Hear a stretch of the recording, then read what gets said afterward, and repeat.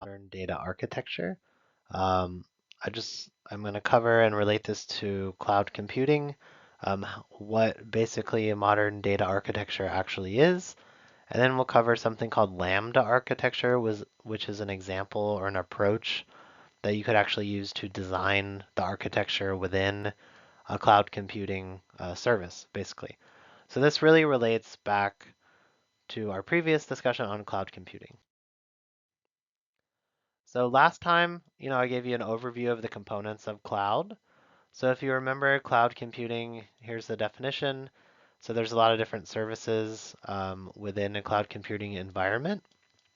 And within the cloud computing environment, you really need to design and kind of architect the structure of how this is all going to work together so that you can actually, this kind of relates to the AI factory where you actually get the data, clean it, analyze it, or clean it, and then use different machine learning models and then kind of give it to the analyst, that type of thing. So I'll kind of discuss what the architecture within a cloud environment actually looks like and different approaches to designing that architecture. So instead of owning your own computing infrastructure like we talked about last time, you can rent, from providers like Amazon, Microsoft, and Google. And within that cloud, so we're going to kind of go into the cloud environment and talk about how this is actually designed so that analysts can use the data and machine learning tools can access all the data as well. So again, today's class, modern data architecture. Here's the definition. Basically, it's defining how data is collected, stored, processed, integrated, and used across an organization. So it's kind of the structure of how that happens. Again, think back to the AI factory framework, and there are, the systems thinking when you have all these different components. So we're going to kind of dive a little into the cloud uh, environment and talk about the different components and how you can actually set them up so that, again, data, which is really the core here, data can be collected, stored, processed, and integrated and used by a human being or by, a machine. So it's basically setting up the data in the cloud environment so it can be quickly analyzed. As I talked about just a second ago, remember the AI factory framework and the data processing component. This kind of relates to that as well. It's setting that up throughout the organization so you, as the data analyst, can analyze the data. You also want to make sure that the architecture can handle a lot of data, massive amounts of data in different formats. So there's structured and unstructured, data, which we've talked about previously. Structured is usually numbers with categories. Unstructured could be like tweets or customer reviews, text, that type of thing. You want to also set up, that data can be processed in real time, so have access to data whenever you really need it, and make sure that data is current and up to date. You'd be surprised to learn how much data is just sitting out there, not really being analyzed, and is old and doesn't really relate to what you're doing anymore. And also, this is really cloud-based here, the architecture. And this also, if you set it up right, you won't really be dependent on an IT department to actually give you data. So the way things used to work is you would, an IT person would be managing the data. You, as an analyst, would have to actually email or go talk to the IT person, and then they would give you access to the data. But now the analyst can kind of just log in and say, oh, I need this, I need this, I need this. And if the architecture is set up well, you can just do your thing without much hassle. So difference from traditional architecture, you all have learned a little bit about SQL and relational databases. So the relational databases is kind of a component of traditional architecture. Um, Modern architecture is really set up to handle massive volumes of data in multiple formats. Traditional is more, smaller volumes of data and a lot of structured type data in relational databases. The storage looks a little different too. There's something called a data lake, data warehouses, and NoSQL, which is kind of another technology for unstructured data. And then SQL is still relevant, of course, in modern data architecture because it's basically the language of data. And then this is more traditional, purely traditional. The processing approach is a little different. So this is really real time or near real time. And then traditional is more something called batch, which I'll talk about in just a second. That's also relevant for modern data architecture, but this is really only batch for traditional. And then scalability and flexibility, this is really cloud-based, and this is really a lot of hardware investments. And then the democratization, so kind of the sharing of the data throughout the organization. You actually have more self-service, as I talked about. And in the old days, this is really more heavy dependence on IT departments.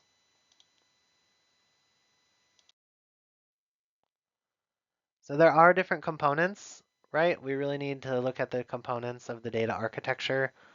So you have, things like data sources. So this is really the point where data is generated or collected. You have data ingestion. So this is the process of collecting, importing, and transferring data. You have data storage. So this is the method of actually storing the data. So like in a data lake, in a relational database, a data warehouse, that type of thing. You have processing. So how you're actually going to transform and analyze and compute the actual raw data into information, into meaningful insights for people to actually make sense of. Then you have something called orchestration. So this is really automating everything, the movement of data, so that it's smooth and there doesn't have to be a human at every single step.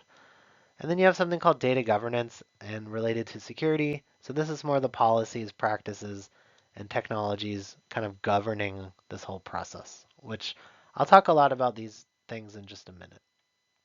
But this is the overall components of architecture. So just a real world example, Amazon's cloud architecture scheme, basically.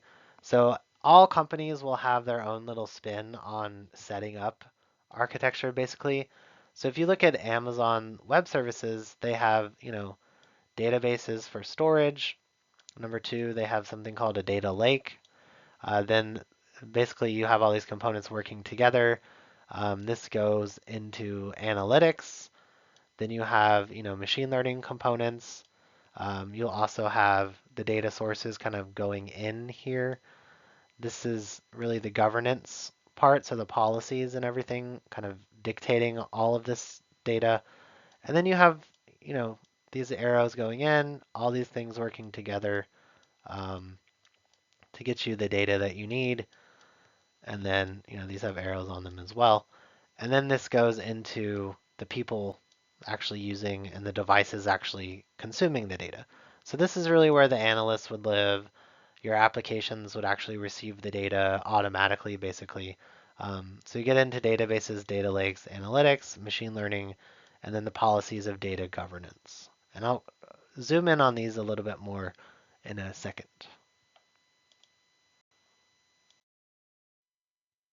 So one approach to this more real world style approach that you can actually think about different components using different terms is called Lambda architecture approach. This guides kind of how you design the cloud environment so data can be processed. Um, there are a lot of different approaches to this. DataCamp talks about other approaches as well. I'm going to kind of focus on the Lambda architecture approach. Uh, so Lambda architecture is a common architectural kind of framework for handling a lot of data, large scale data processing. So this basically defines these three different layers within the architecture. It's called the batch layer, the speed layer, and the serving layer. So the batch layer is basically processing all the data at one time. So you have the data going in, and then you kind of have the master database, the data set batch layer. Um, this is where basically all the real data exists and lives. Then you have, and also it's important to remember that processing data is expensive. So a lot of times you won't process the batch layer. You'll need something called the speed layer. So the speed layer is more real-time processing, but it's not, super up to date. Data is continuously collected here from the batch layer, processed and analyzed as it arrives. So I'll talk about the speed layer in just a second, but this is basically a copy of the database, but it's not, the official master database data set or all the data basically. And then you have the serving layer. The serving layer is where the analyst lives, so all the data is served up for the analyst so that it can be accessible for end users, applications, and different analytics tools as well. So you as the analyst would do this querying of the data in the serving layer. So you could either get a batch view, which is like the master view, if it's been processed, which I'll explain in a second, or you could get this what's called a real-time view, which isn't actually super, you know, up to date, but it's more up to date than not. So within the batch layer, it's basically processing all the data. This is really where the master data lives. Um, and it's stored in different ways. So you have something called immutable. So the data here can't be modified at all. You basically, every time something happens, you create a new version of the data. It's also called append only. So new data is only added. It's not deleted here. So you keep a historical record. And then you have something called pre-computed views. So the data here is automated and scheduled to run. Um, so when someone needs the data, it can be retrieved instantly instead of recalculating it. But it only basically computes every so often. So once a day, once an hour, depending on your actual organization and needs. So an example of this, it's always good to have a real world example because this can be confusing. So the batch layer is all the data that's actually being processed. So you're in the cloud and this costs money to process, remember. So a real world example in the batch layer, if you're actually ordering something online, here's the data, the new data. It's being sent to the batch layer. So you place an order for a pair of shoes or something. The order details are stored as immutable. So your customer ID, your order data, your total amount, your item description, all that's stored in, the master data, however you have it set up. Um, and remember, it's append only. So if a customer modifies an order, instead of changing the original row, it's basically a new record with a new timestamp. So you could also, order the new shoes, and then you can update your order. That happens all the time. And there's also something called pre-computed views. So every night, for example, or every hour, or every few minutes, if you have a lot of money, a batch job runs to aggregate all the sales and store it as a view for an analyst. So a lot of times the batch view will only be, updated once a day because there'll be, millions and millions of rows of data, and that takes a lot of money to process. So the batch view is more accurate than the speed real-time view, but it just depends on when it's actually processed. The speed layer is something called real-time processing. So it's a more updated view if the batch layer hasn't been processed in the last day or so. So data is continuously collected in what's called the speed layer, processed and analyzed as it arrives. So it kind of complements the batch layer by offering an analyst an approximation of the results. So kind of a approximation of the data. It's not the master data, but it's an approximation of what's happening in real time. The important thing to remember here is there's a gap between the actual batch layer and the speed layer. So an analyst will actually need some real-time stuff if the batch layer is only updated once a day. So an analyst might want more real-time information than that, so they'll get a real-time view here rather than a batch view, that hasn't been updated in a day or a week or whatever. So remember there is that gap in the speed layer. So for example, if the batch is scheduled every hour, the current 59 minutes of data is not really known, and the analyst might need to know that 59 minutes of what's going on in real time. So the speed layer is designed to close the gap, to close the 59 minutes. It's not as accurate, but eventually the batch layer overrides the speed layer whenever it's updated, And a lot of times the speed layer is used for something called a live dashboard. So you'll have kind of a view of your company and different graphs of what's going on. This could be sales, uh, a lot of different data here with information about what's going on in real time. So you might have like 4 different graphs that show the life of your company, and that's usually the speed layer. And then it'll eventually update as the batch layer is processed. The speed layer example. So real example, you have an online flash sale. Uh, Thousands of orders are placed every second. So you say, in the next hour, we're going to have everything 20% off or something like that. The speed layer would basically tell the dashboard that I just said, we've received 10,000 orders in the last 5 minutes. The revenue is estimated at $500,000, but the data also is not, super detailed and accurate because it doesn't include, for example, failed payments. So this takes a while for orders to actually get paid. So sometimes they're not successful. Also, people click pay, several times. So there's often duplicates, refreshing pages too quickly or too much. Also doesn't include cancel orders. It also doesn't include refunds or things like that. So the speed layer does have access to kind of an approximation of what's going on in real time, but until the batch layer is updated, the speed layer is only that approximation. So again, the batch layer needs time to process these millions and millions of real-time orders, and it's very expensive to process large amounts of data continuously. So again, the speed layer, just remember, is an approximation, but it can still give a good estimate of what's going on.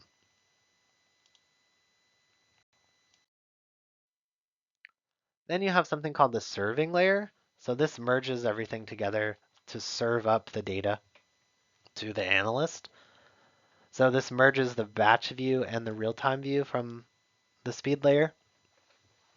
So it, is delivering your data to the dashboards, your programming interfaces, and to the data analysts. You can access and make sense and visualize and update your machine learning models, that type of thing, using either the batch view, which may not have been updated in a while, or the approximate real-time view.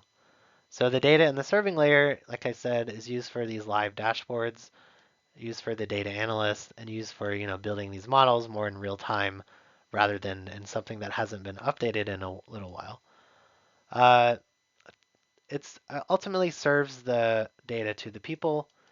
You as the analyst live over here, and you can access either the batch view or the real-time view within the cloud environment.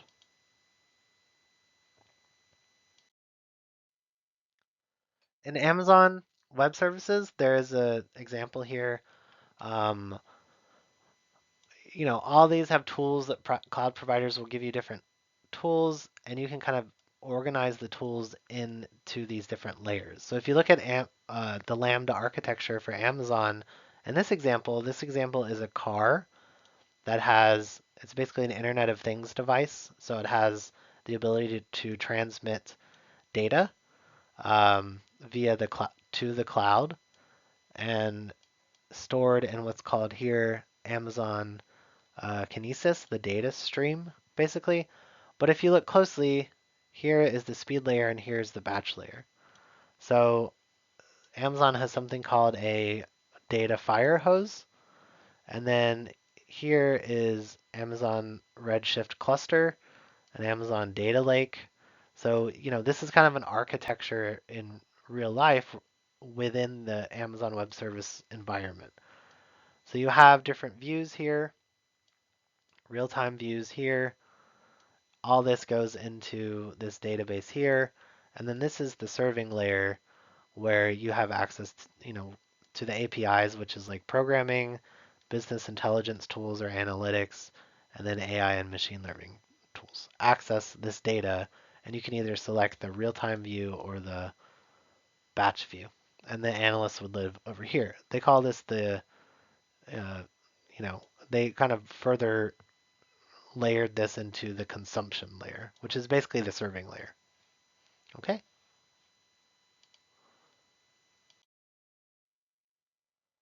So there's also this components called transversal components of data architecture.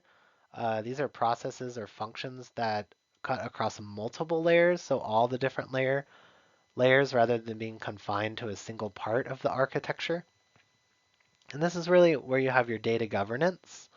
Um, you'll hear a lot about governance probably in your organizations over your lifespan. So data governance is basically ensuring the data quality, compliance with regulations, and security across all the layers. So in data ingestion, storage, processing, serving, that type of thing. So if you remember, we talked about the GDPR, Europe's kind of law over data governance. It affects all these different batch layers, serving layers, everything. So everything needs to be compliant throughout multiple layers. There's also something called metadata management. So this is really like the authentication levels, data encryption policies, um, access control. So who actually gets access to the data? Ensures only authorized users can access sensitive data. So it all depends on what you're actually storing. Then you have data security. So these will, we'll talk about cybersecurity in the last week. So these are the policies, controls, and technologies that actually protect your data. Um, and this is called the CIA model, so confidentiality, integrity, and availability, which you don't have to know yet, but we'll talk about that when we talk about security. But just remember this applies to all the layers. And then there's something called observability. So this is, for auditing purposes or finding data that may have been lost. So this is really ensures the ability to monitor or trace back and debug the system. So in real time, so you can actually see what went wrong, because things still go wrong. So you need the ability to observe what went wrong. And this ensures, the integrity and the health of your system. So monitoring your actual system to see if everything's running, keeping a record of everything, and the ability to track the flow of the data back to where it started and what's happening along the different components. And then putting it all together. One of the components I mentioned was orchestration.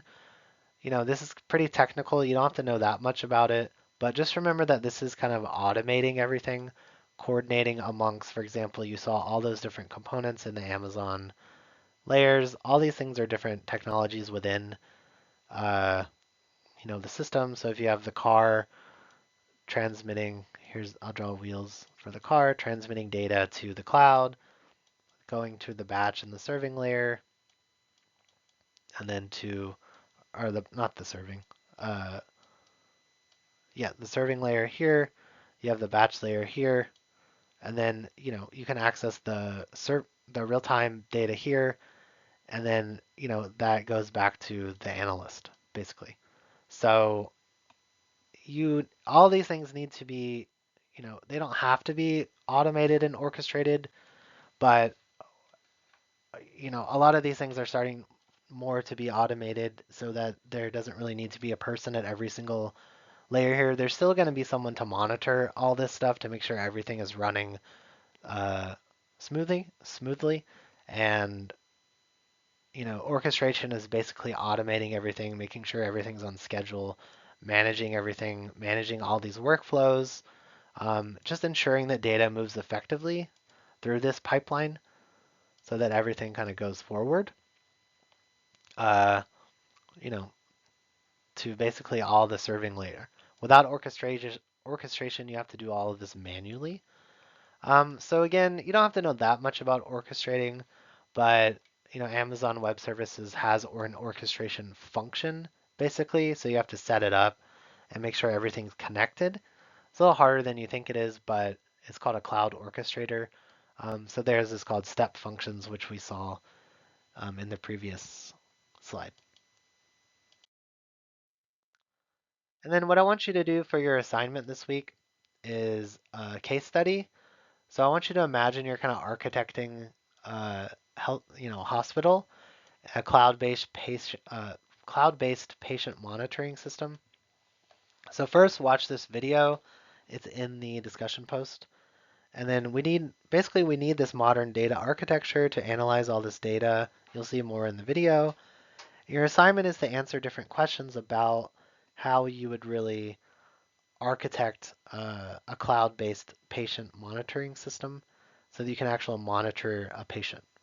So you would apply the knowledge from the batch, from Lambda architecture to this hospital, this health system, and just discuss what you would actually need to see in terms of batch, in terms of serving, and things like that. Okay, that's it. So please email me if you have any questions. And the next lecture should be on data ownership. So thank you and see you next time.